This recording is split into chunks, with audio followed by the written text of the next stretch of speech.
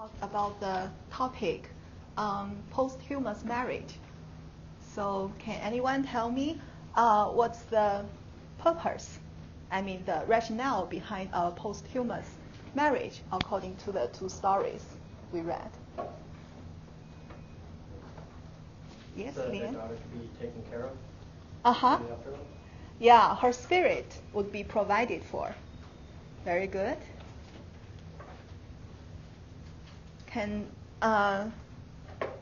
anything else? That's one level. Yeah, Eric. If the spirit's not provided for, she might turn into like a vengeful ghost or a hungry ghost. Right. That is for the safety of the family and also for the whole community.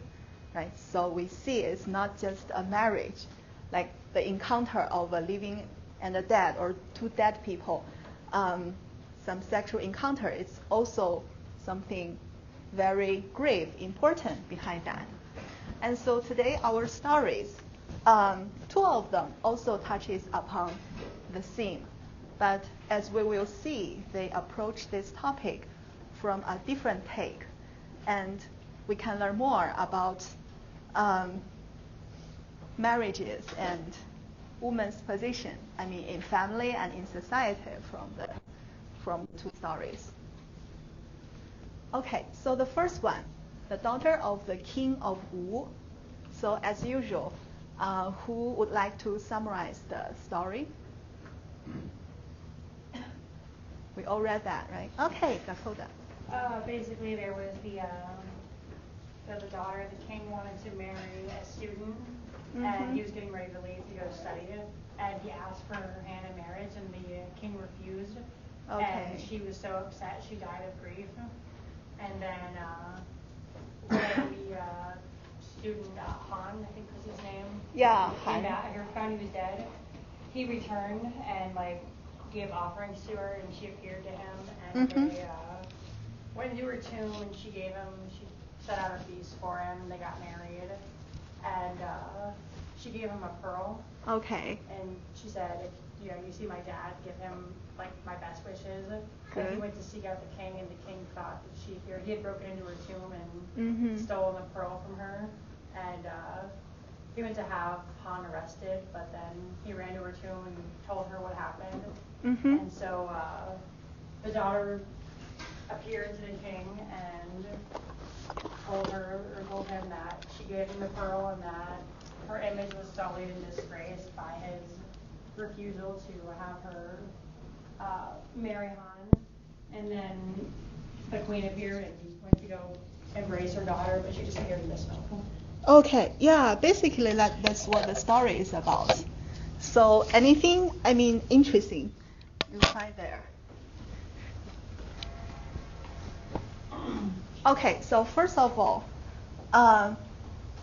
did the girl and the guy, they fell in love voluntarily? Yeah. Yeah. So they already exchanged confidence and the girl agreed to marry the guy, right? And then what happened? The guy asked his parents. He left. And before he left, he had asked his parents to propose the marriage in front of the girl's father. So what does that tell us? Why didn't the guy propose himself?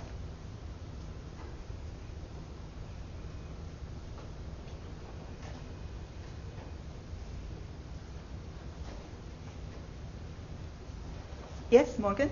Because marriages were pretty much a union between families, it's up to the parents to Very good. So that touches upon the concept of marriage in ancient China. It's not just a union between two individual persons, but the union between two families, two clans, right? So even though the two young people, they agree to marry, but still they have to gain the parents' approval.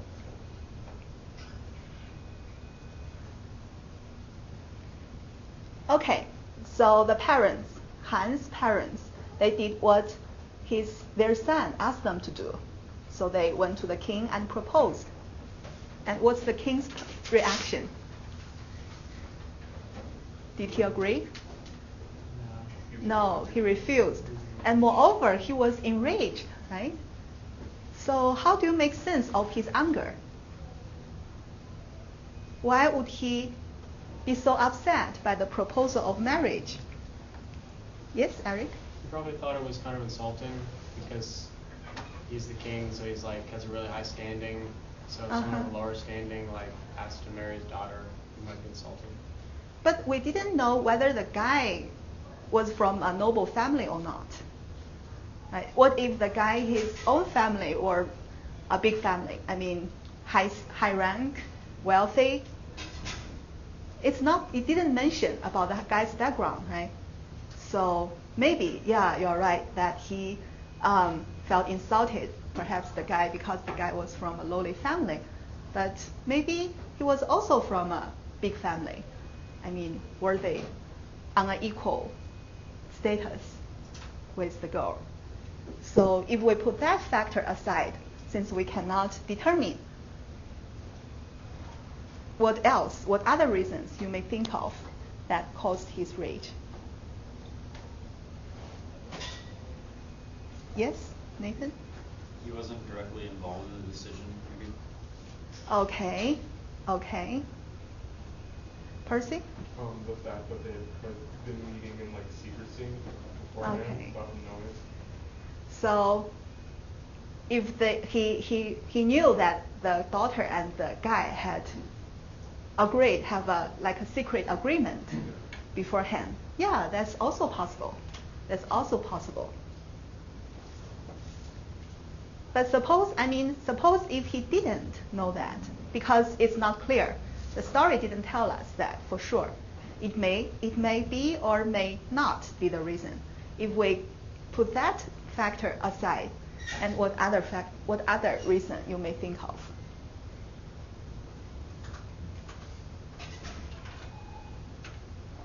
Yes, Dakota? Is it because back then daughters were given away, sort of, and it was their family over there asking for her? Okay. So basically, what kind of father do you think the king was? I mean, he could just refuse. Okay, I don't want to marry my daughter to you. You are too lowly. Or they just they were involved behind my back beforehand. So he felt offended. He could just let them go, right? But why was he so angry, so enraged, and that caused her daughter's death even?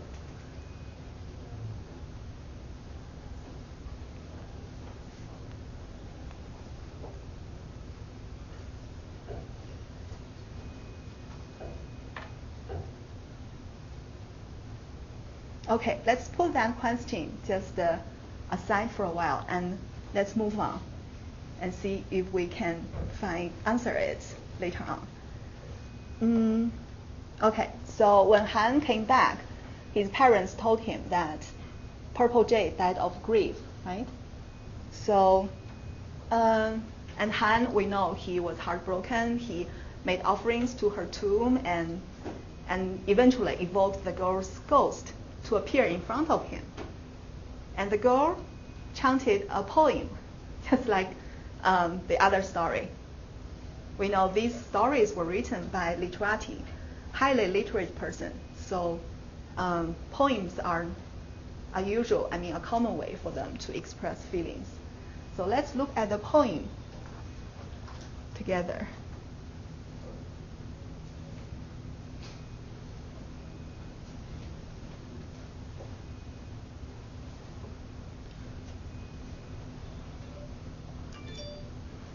Who would like to read the first two stanzas for me?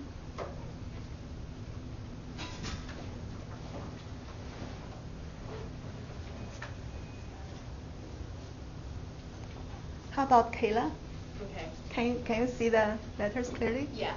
Okay. There is a crow in the southern mountain, and a net spread over the mountain in the north.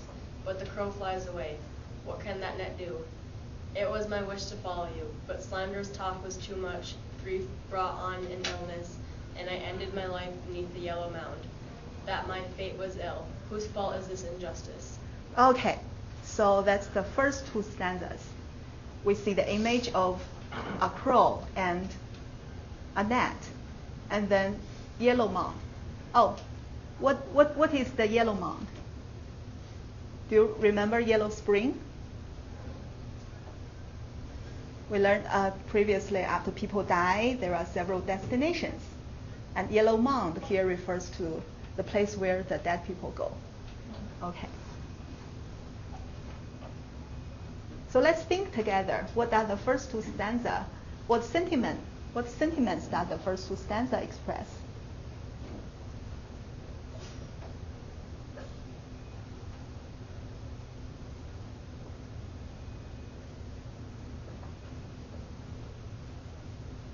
Okay, you can, let's spend 2 minutes and you can discuss with your partner, a classmate next to you.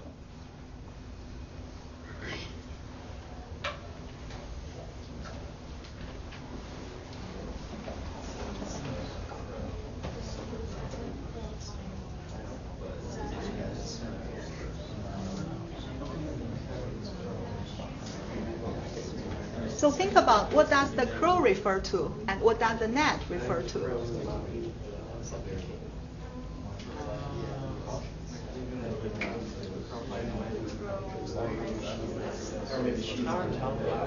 I guess to be like she's the crow is and like her getting watermelon or like successfully marrying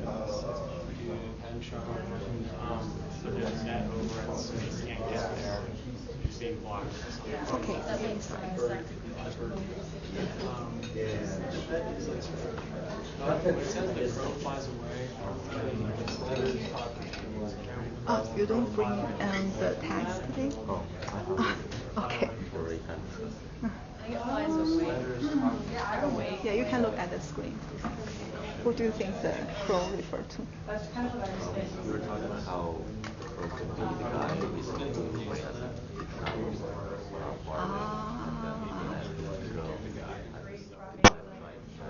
You know, like we like get depressed and like take care of yourself, but maybe like she was so sad that she got really sad with it. Yeah, then, right. So try to think other things, other possibilities. And you try like this net over her and then it says the crow flies away and then the next stanza starts with I wish to follow you. So that's like picks up right after the crow flies away.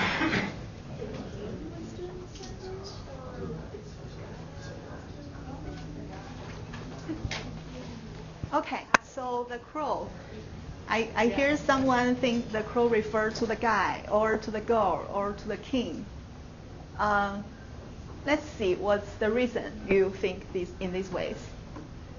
Narina, what do you think? The crow flew away and left the net, and the net she wanted to follow him, but she couldn't. Okay, so you think the crow refers to the guy. Okay, the guy. And the net, what is it? Her. Okay, I see. What can the net do? Interesting. What other understandings? Who understand them differently? In a different way?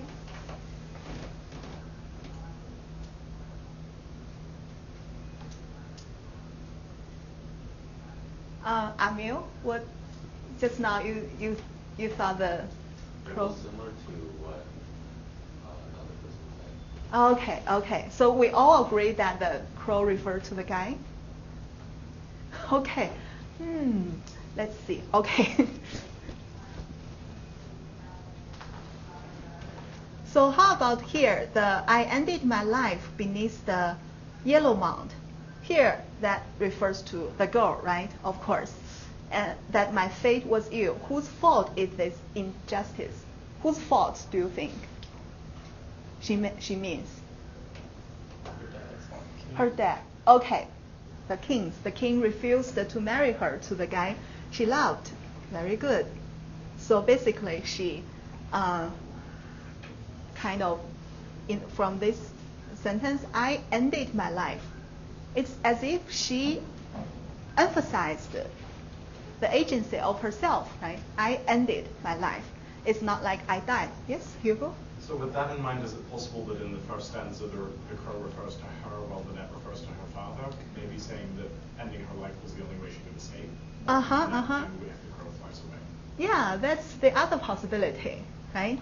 See, let's read this line together. There is a crow in the southern mountain, and the net spread over the mountain in the north. So the net usually is the image to catch the bird, and then the bird either get cooked or killed. So it's a very antagonist image. And then, but the crow flies away. So to escape, usually we know it escapes for life. But here, what can that net do? So maybe this is the point that makes us find the lines kind of confusing. Because here, the girl died instead of flying to freedom, right? But if we change another perspective, she is a young female and totally, under her father's control. So if we understand the crow as the girl herself, then that would make sense that in the next line, I ended my life. So this is kind of her only escape to get away from the net that is her father. Does that make sense? Okay. Then let's continue. Somebody would like to read the next two stanzas?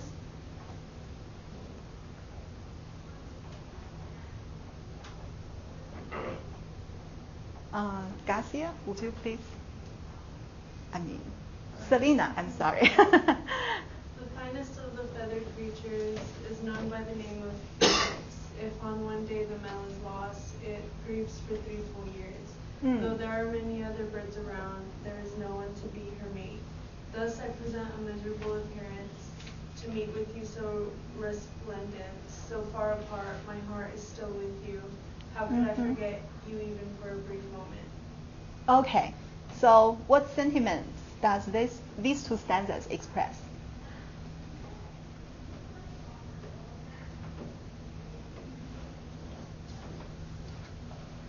And thinking about these stanzas, at the same time also relate back to the first two stanzas. So how does that reveal about the girl's inner state of mind and her emotion? So let's have another 2 minutes to discuss with your classmate next to you. So first, what does these two stanzas, the second two stanzas, express of the girl? And if we relate that to the first two stanzas, what inner state of mind does that tell us about the girl? She just miserable because she doesn't have a mate. The male is lost. So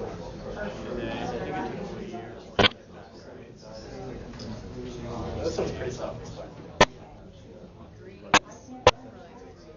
So what do you think about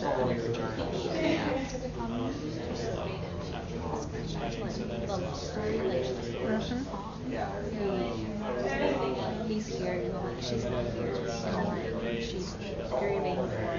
That's surprising. Yeah, you're right. It's a love story. It reminds me of stories. I really like the first page of it when it's happening. Yeah, that is for sure. It's a love story. But the thing we want to explore here is what makes this love story different from others. What makes this one so unique? Have you read this story before in Chinese? 子欲寒虫，吴王小女。没读过哈，这个挺就是很有名，一个流传很久的一个故事。So it's special. It's not like every love story. There is something make it very unique. So that's our job to find out, to appreciate what makes it so special.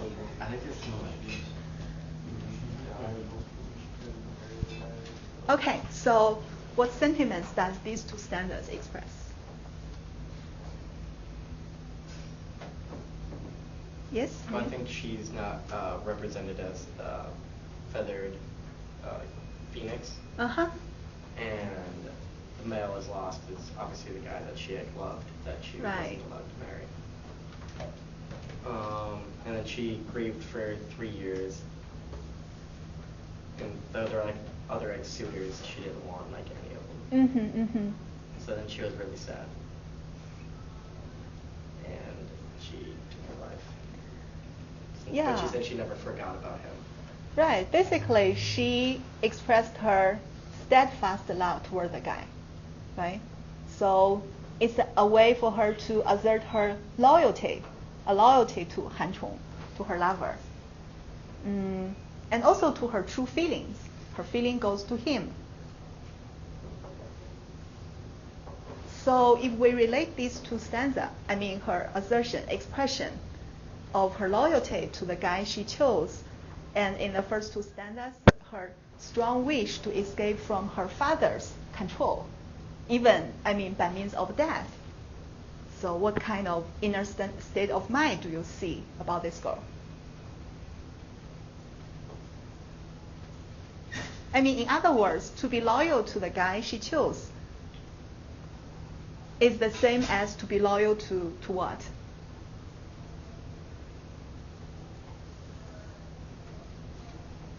Yes, Cody? Her husband. Yeah, her husband. Okay, so the husband is the guy, not a husband her father arranged for her, right? She didn't just listen to her father's orders, but it was her own choice. So I think in here we can see it's a way for the girl to assert not only her loyalty to her husband or her lover, but more, I mean, at a deeper level, it's an urging of her loyalty to herself. She just followed her own true feelings, only listened to her heart, right?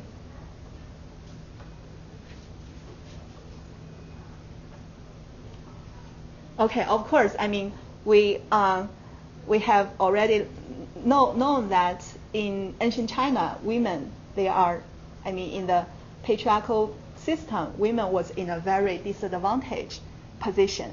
So for her here, she had to take the extreme measure to die, I mean, to assert her own will. Okay. Any questions or any comments here at this point? No? Okay, let's move on then.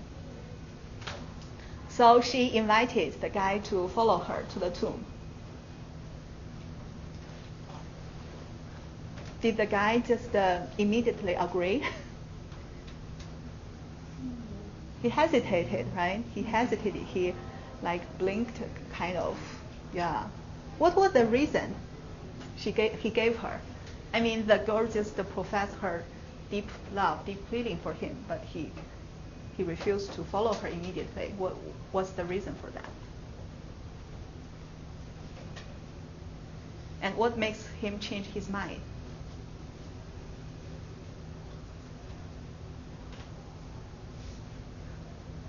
Yeah, it's quite clear. Yeah, Nathan?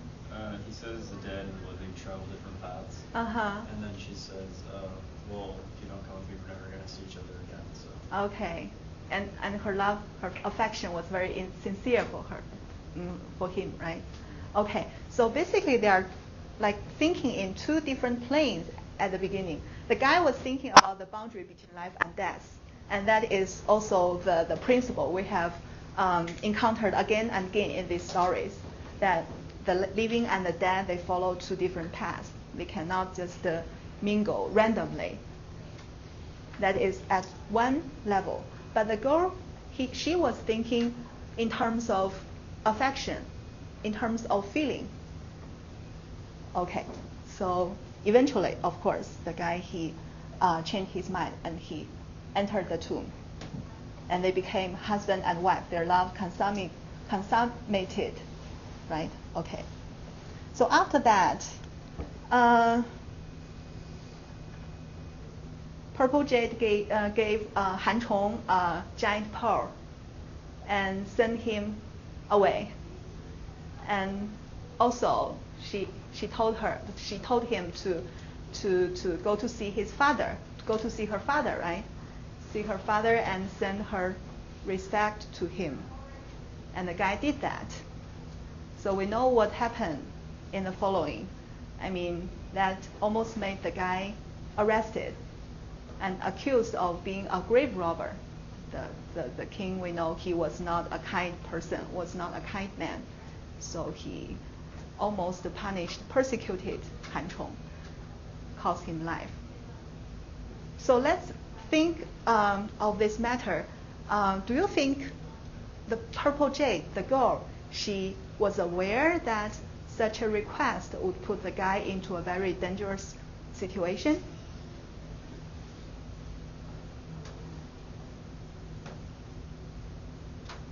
So it's like a gesture, right? She gave the pearl to the guy and sent him, okay, go to tell my dad that I miss him. I still think about him. Send him my respect. Okay, that is her proclaimed purpose.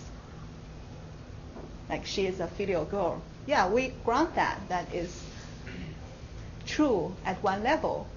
But behind that, if we go deeper, do you think she could not foresee that would put her husband de facto, right, into a very dangerous, suspicious position? And if she was aware of that, why would she still do that? Did she want to put her lover to death? Okay, so some of you already have some idea, but before we exchange, please let's spend 3 minutes with each other, okay? To discuss with each other.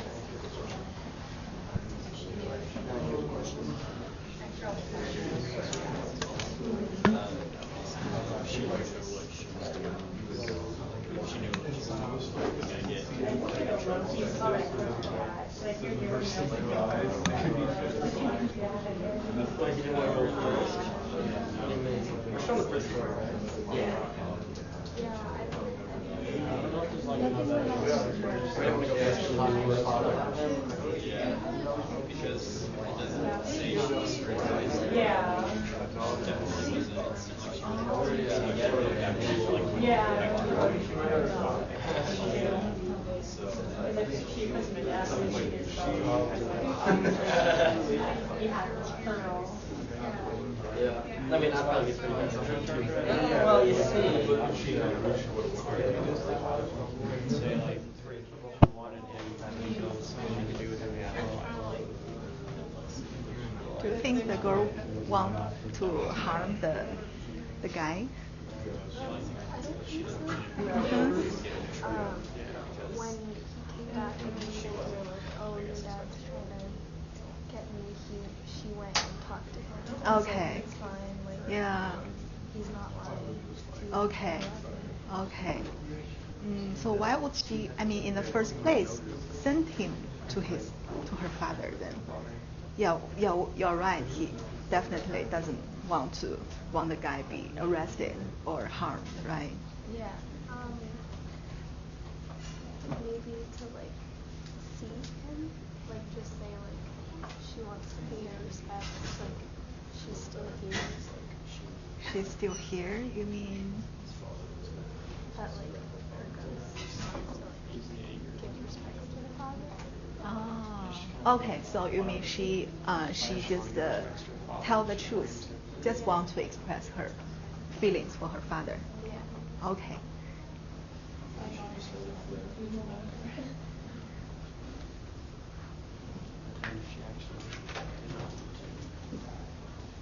All right. So let's see.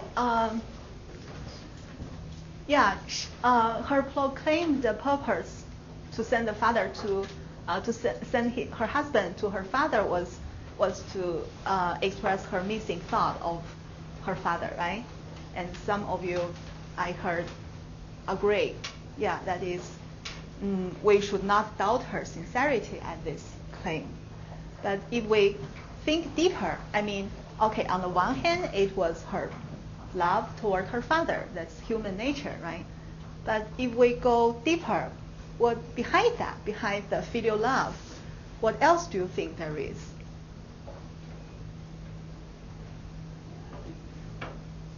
Okay, Morgan. If you want to be cynical, you could say it's basically she knew he would get in trouble or get killed, so she wanted her husband to die so that they would be able to see that. Okay, so she wants her husband dead by her father's hand.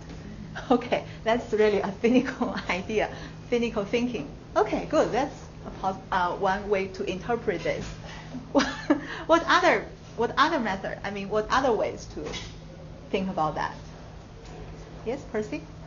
Well, after the father got mad at him, she went to her father and explained to him like what was going on. So it's okay. If she wanted him to die, why would she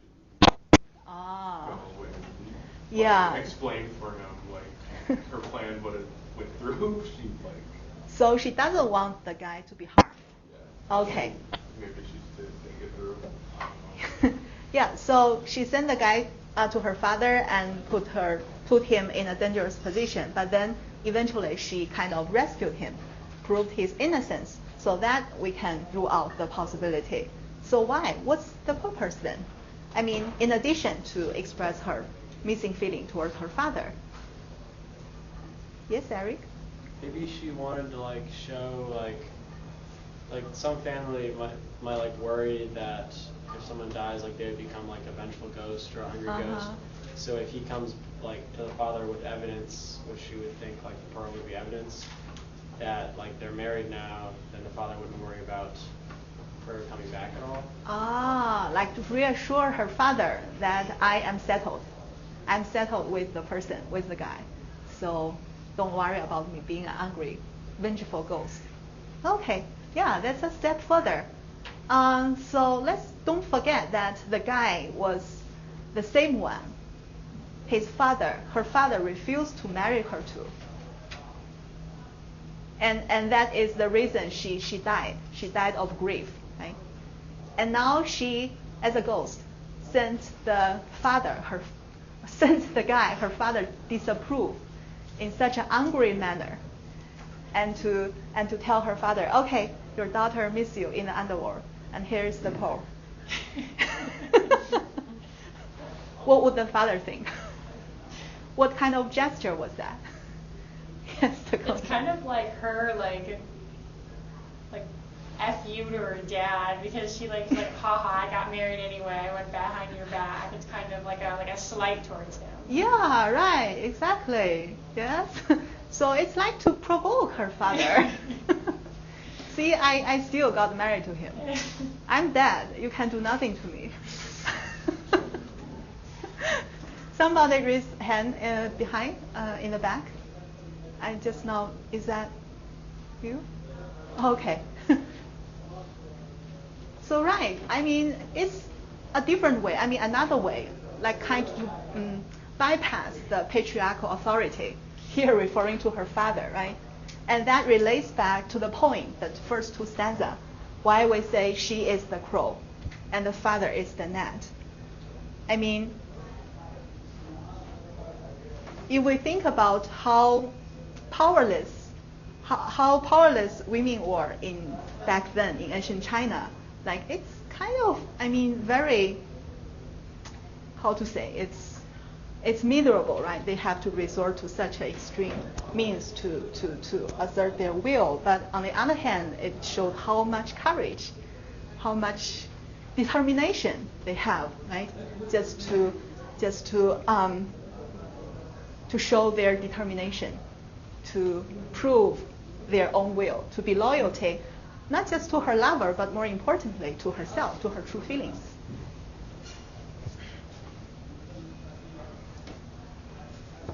Okay, so what does this story tell us about Purple Jay's assertion of her individual will in a patriarchal society? So just now we briefly discussed that, right? Now we can come back to the question at the beginning we haven't solved. So what kind of father do you think the king was? Was he a loving father or was he a cruel father? How do you understand this image?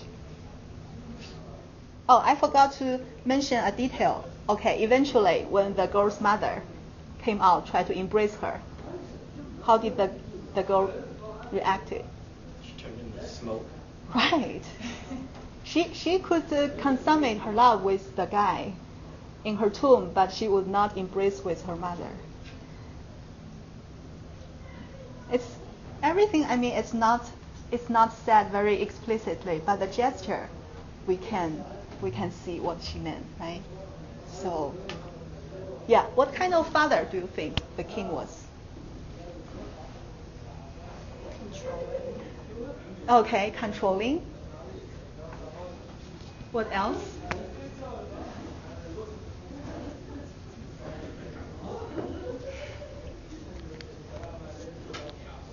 Yes, Narina? Maybe he was like cold towards her. Okay, cold.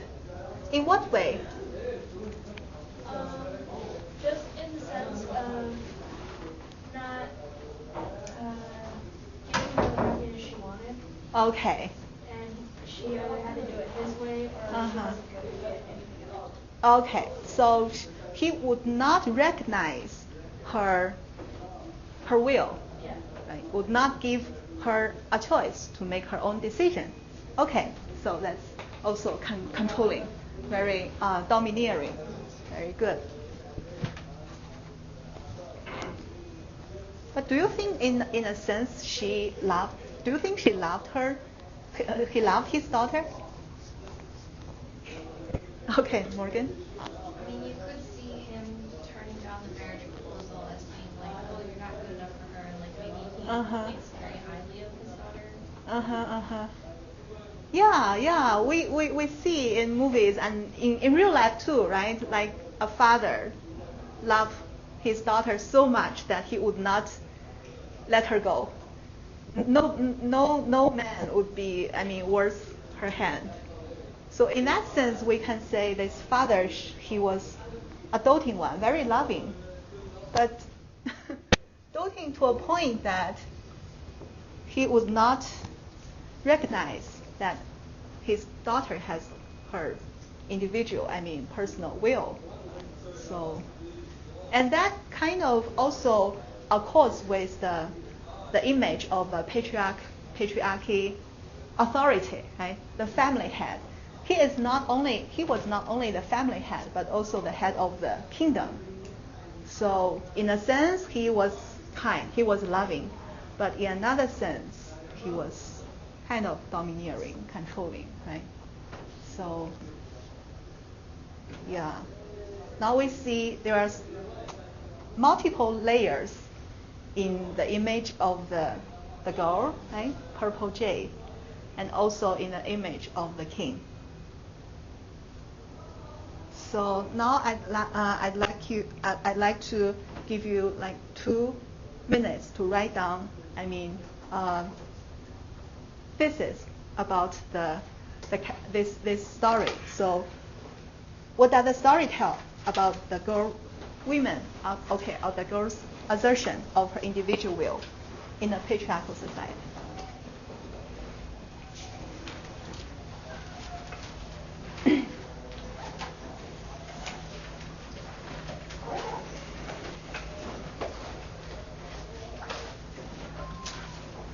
Say the question one more time. What does the story tell about the girl's her way to assert her individual will in a patriarchal society?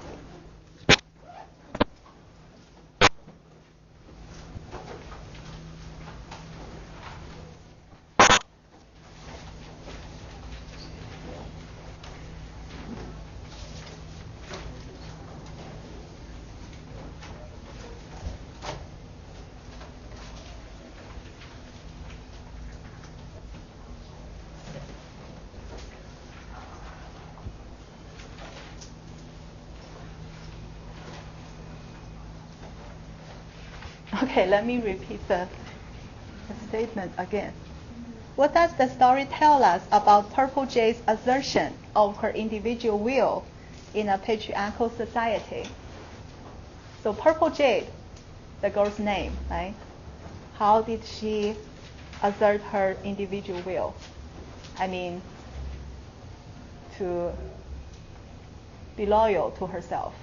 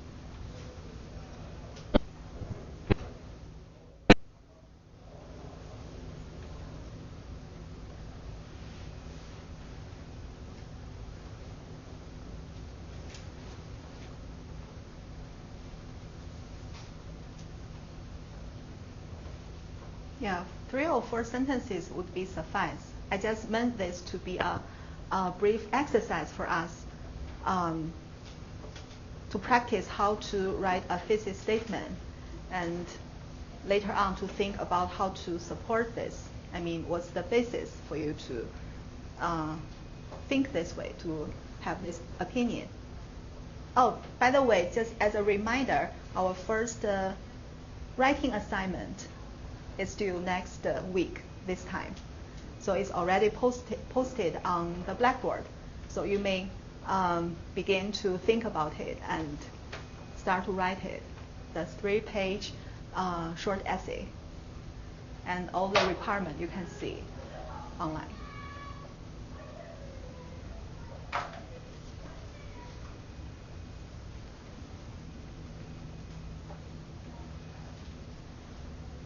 Okay, now let's move on to the second story. So who would like to summarize the plot of this story?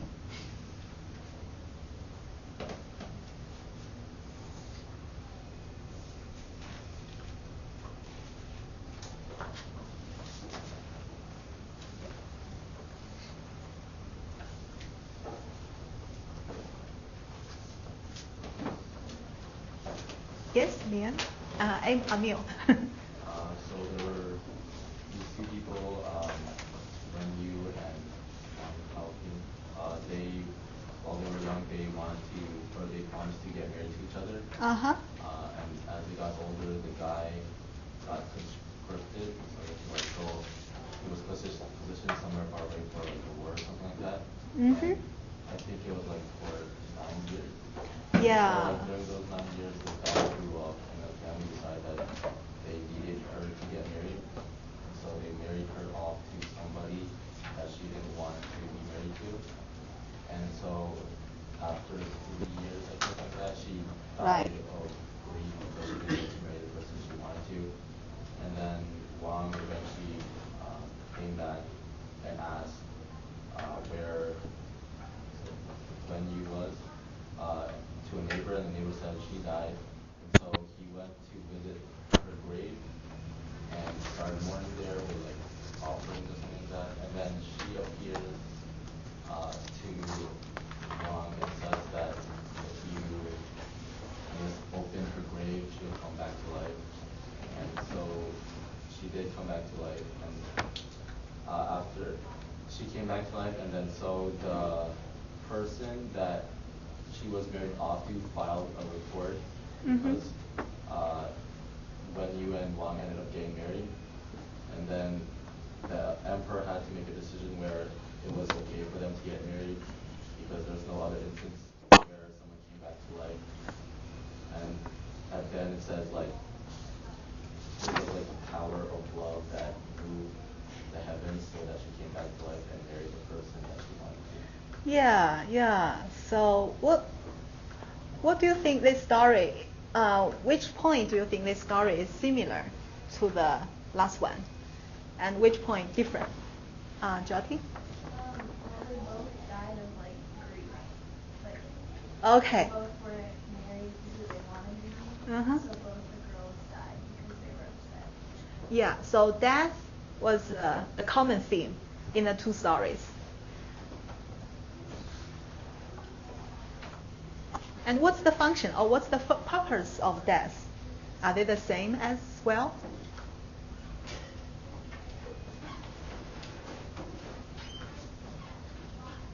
The reason was similar. Both died of grief, right? Of sadness.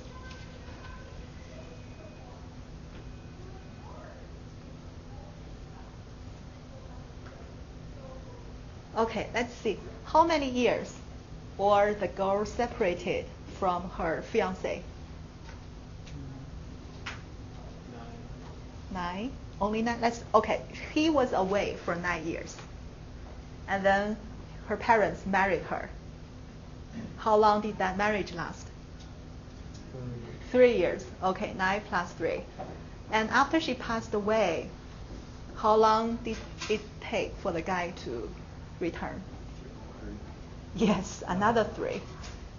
So altogether, 15 years since they met last.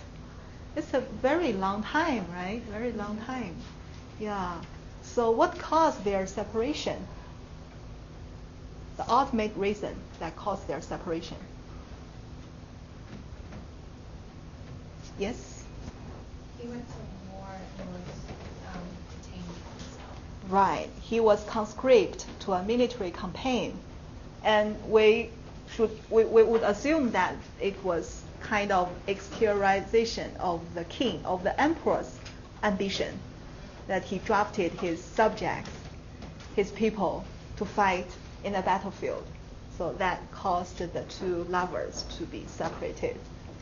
Okay, so that the emperor was the ultimate head, the state authority.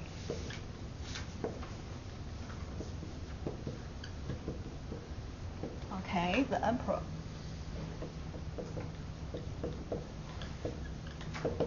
If we trace back the ultimate reason, we could put the responsibility on the emperor. And what else? What other pressure the girl, the couple, especially the girl, was under? Who pressured her? Yes?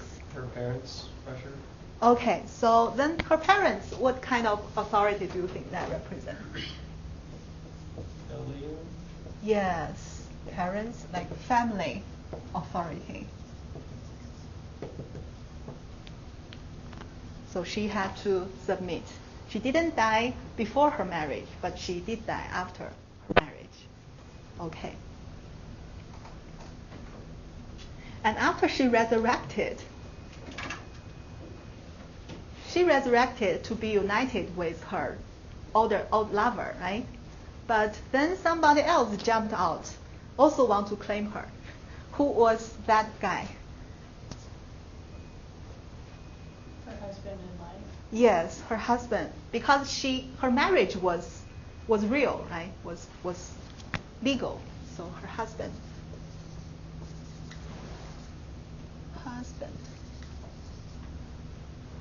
So here her parents are the natal family authority, and now we see her husband was her married family authority. And according to what we have learned about ancestral cult, after the woman got married, even when she was dead, her spirit was to be fed in her husband's family shrine, right? So she has nothing to do with her own family. That also explains why it's her husband rather than her parents that one came out to claim her.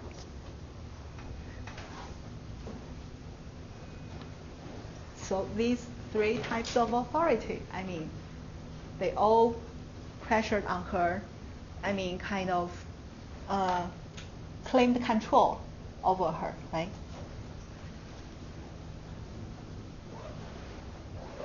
But she bypassed that. She bypassed all of these. By what means?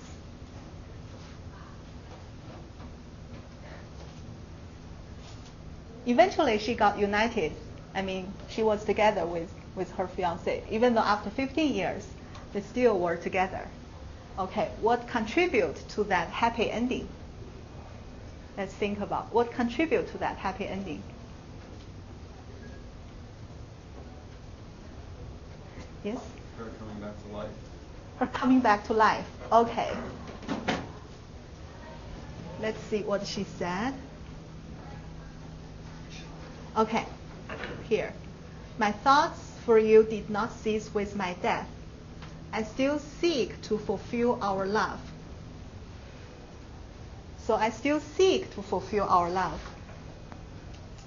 It sounds like she died deliberately, right? And she could get resurrected, came back to life under two conditions. One was that we know when a person has to come back to life, two things. Her body has to be intact and her souls have to come back. And the first condition was met by Wang, his returning. He evoked her soul back, coming back. And then her body, she was prepared for that as if her body was intact, didn't got rotten in the coffin. So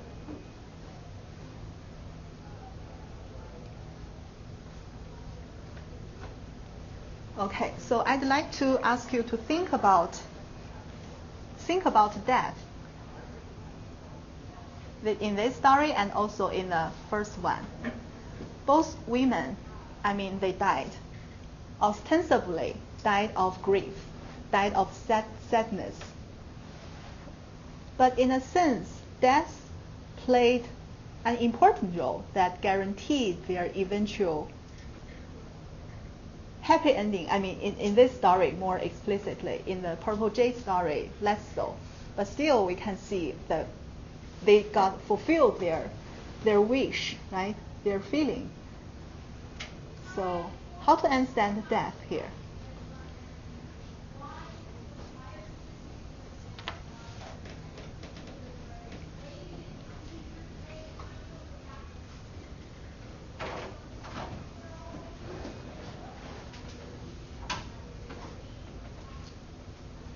Yes? I guess you could say it's sort of a way to free themselves from their current miserable conditions. Okay. Yeah. Very good. Any other comments?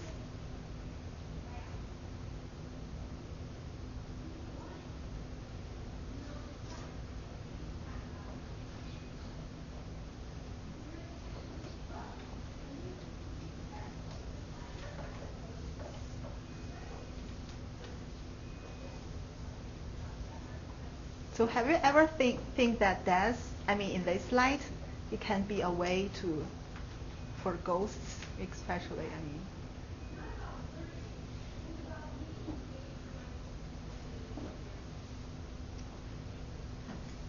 Yes? Talk about how they die so that they can marry the person that they love. Okay. Yeah, so to be dead first and then to fulfill their love. Okay.